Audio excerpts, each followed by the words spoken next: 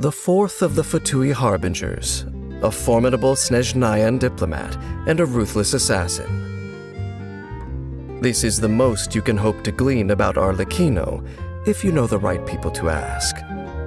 But if you go one step further and gain the acceptance of a certain group of children, you'll learn about her most important identity of all, a father. This will be a productive partnership, I hope. As an intelligence operative, Arlecchino prefers more covert means of attack. But don't expect her to shy away from unleashing her raging flames in broad daylight if the situation calls for it. Arlecchino's normal attack can combo up to 6 spear strikes, dealing physical damage to enemies. Her charged attack consumes a fixed amount of stamina to dash toward an enemy and deliver a single slash. Continue holding the attack button, and she moves rapidly for a short period at the cost of further stamina. With her elemental skill, Arlecchino commands Bale Moon Bloodfire to deal pyro damage to nearby enemies. She then charges at one of them and delivers a further slash, dealing AoE pyro damage.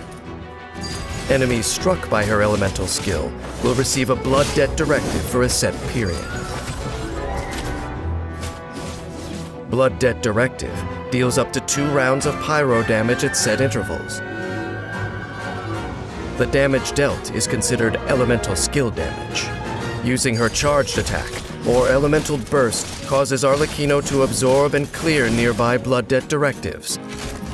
Each directive absorbed grants her a bond of life worth a percentage of her max HP. There is a limit to the total bond of life that can be gained in this way. If her elemental skill is used again within a certain time, the directive's duration is recalculated, as is the maximum bond of life that they can confer. The Crimson Moon bloodline etched into Arlecchino's life brings her pain, but also power. When her bond of life is greater than or equal to a certain percentage of her HP, she enters the Mask of the Red Death state, converting her normal, charged, and plunging attack damage into pyro damage that cannot be overridden. While in this state, when Arlecchino's normal attack hits an enemy, the damage dealt is increased by an amount based on her attack and her current bond of life percentage. A portion of her bond of life is then consumed. Consuming bond of life in this way shortens the cooldown of her elemental skill, All is Ash. After unlocking the talent Agony Alone May Be Repaid, when Arlecchino's elemental skill applies a Blood Debt directive to an enemy, it is upgraded after a period of time to Blood Debt Due, which grants her more bond of life when absorbed. Additionally, defeating enemies with Blood Debt directives will grant her a large amount of bond of life. There is a limit to the total bond of life that can be gained in this way. This is where you fall. Arlecchino's elemental burst unleashes Wings of Bale Moon Bloodfire, dealing AoE pyro damage, clearing her elemental skill's cooldown, and restoring her HP based on her attack and her bond of life value.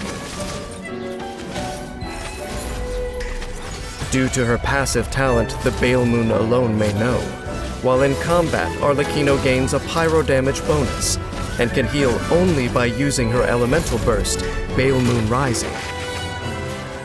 When HP is low, she can unleash her elemental burst against a group of enemies to deal pyro damage, clear the cooldown on her elemental skill, and recover HP. She is a father children can depend on. The family exists thanks to her. After unlocking the passive talent Strength Alone Can Defend, all elemental and physical resistance is increased for Arlecchino, based on the amount of attack she has beyond a certain value. There is a limit to the increase that can be gained in this way.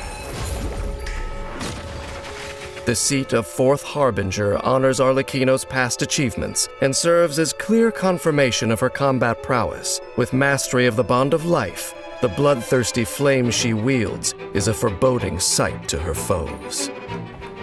She starts the battle by using her elemental skill to apply Blood Debt directives to enemies. At an opportune moment, she uses a charged attack to absorb the directives, gaining Bond of Life and entering the Mask of the Red Death state, in which she dishes out pyro damage with her enhanced normal attack. When energy is full, she uses her elemental burst to deal pyro damage to enemies, while healing herself and also clearing her elemental skill cooldown. Then she goes on a final offensive streak, turning her foes to ash by the searing light of the blood-red moon. Neither a dark sun nor a red moon is seen as a good omen by this world's standards. Things certainly did not end well for the dynasties that took them as their respective emblems. So when someone has a recurring dream featuring the sight of a crimson moon, she should beware. In my long journey, I have seen many fight to defy fate. Arlecchino is one of them. And she seems to have succeeded. The fiery blood that corrodes her flesh has eaten away, too, at the shackles that once bound her. When a blood-red moon shines down from above, some see the face of death, while others see the roof over their heads.